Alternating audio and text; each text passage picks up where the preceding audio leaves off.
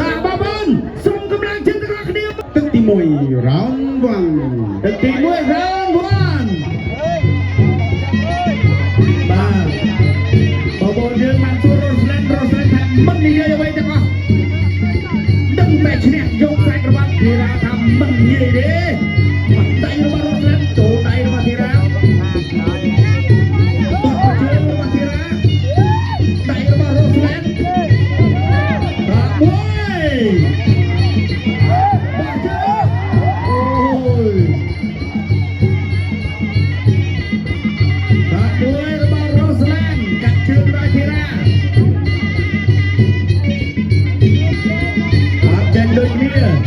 អ្នកមួយចូលក្នុងដៃសោអត់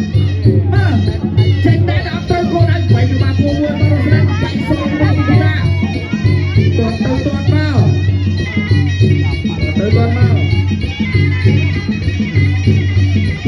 ហើយនេះ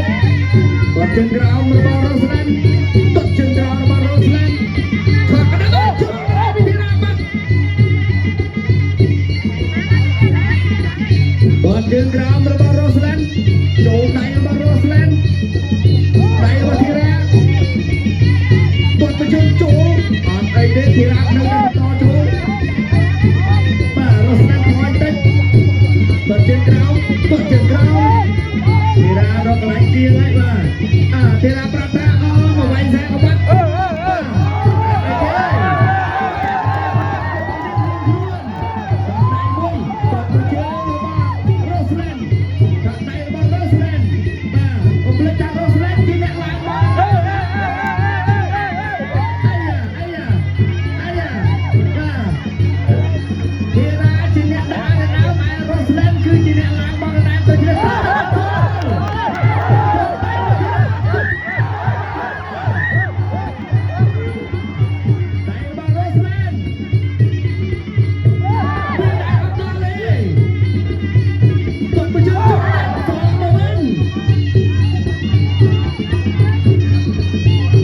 ជើងរបស់រស់លែន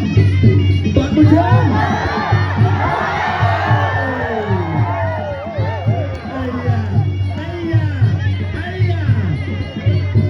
បានការប្រយុទ្ធនៅបន្តធាក់កាត់ចេញកែស្មាតជួយគុណខ្មែរ